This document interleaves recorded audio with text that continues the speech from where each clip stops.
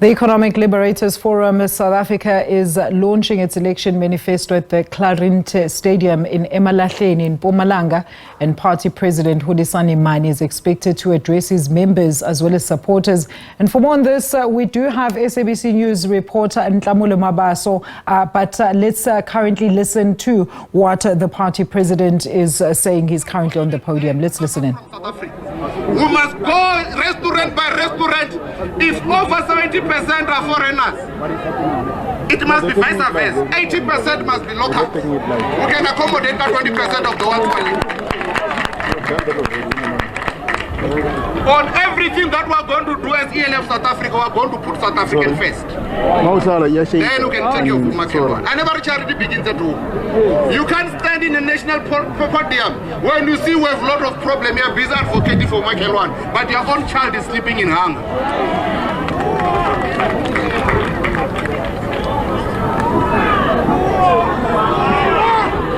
We're also, you see, we live in a very rich land. South Africa is rich, but deliberately we have not been equipped to understand economy.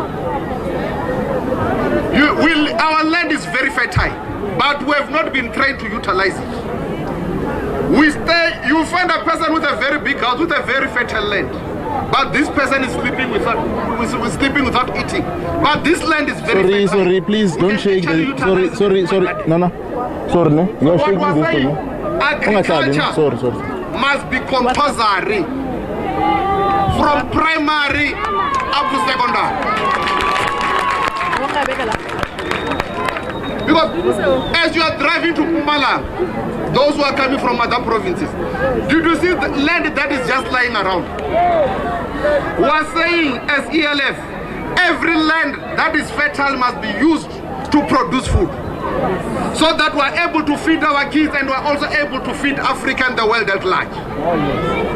So every Ghana that is just lying around that people are dumping, you must go clean it and start to plant vegetable. If they come to you, you must say ELF said it.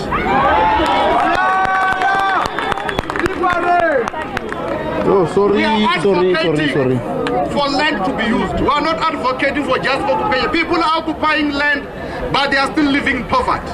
Because we are not telling them, if there's a Ghana, go clean it and plant vegetable, because our kids will be safe there.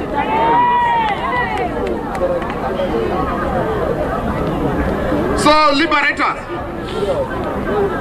we all see what is happening in our country. And it's up to us whether we're just going to stand and watch when this country is going down.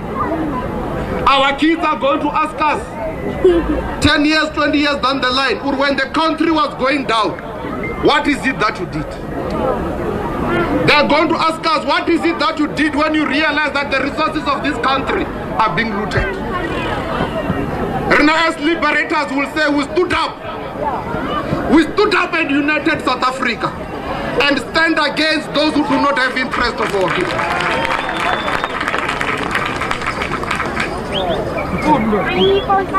You know, when the colonizers came to Africa, the first thing they did was to take away our identity. They was to take away our identity. So we're saying as economic liberators, we need to restore an identity of an African man. And one of the things that we're going to do is the recognition of kingdoms. That were not recognized by the then government apartheid. To date, they are still not yet recognized. It can't be correct. 30 years later, they are still crying for recognition, and we say we're living in a democratic country. So we're saying all the rightful kingdoms must be recognized, and some of them are with us in our presence.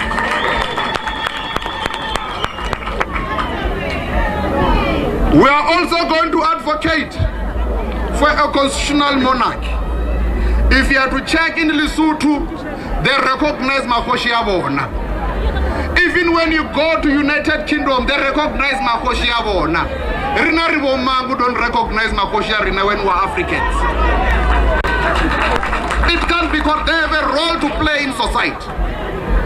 And because the colonizer have taken away our identity, they have made us to believe that Mahoshi do not have a role in society. And that is not true. As economic liberators, we are going to restore the identity of an African man. One of the critical issues that we are going to address, issue of state capacity. The entire state machinery is collapsing. Everything is closing down because they have put wrong people on critical positions.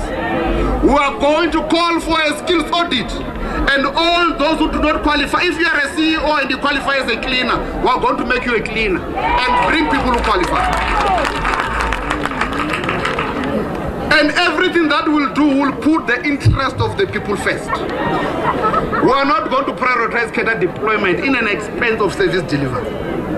It can't be correct.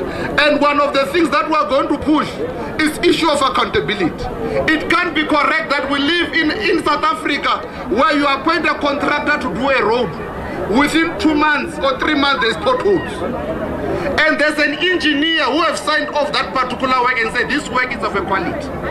We are saying under our government, we are going to go after all contractors who do shady work. We'll take everything that we have, we'll even take them to prison.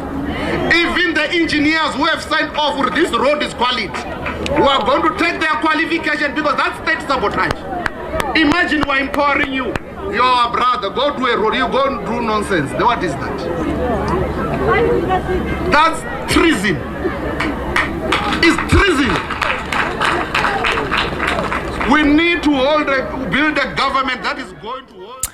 All right, those are live visuals, of course, at the Economic Liberators Forum South Africa, which is currently launching its manifesto out in eMalahleni in Mpumalanga at the Klarinte Stadium. And of course, that was party president there, Hulisani Mani, who says they promise to overhaul the whole labor market as well as the workplace. And if you're a CEO that is found, of course, after audits to be qualified as a cleaner, you're going to be a cleaner.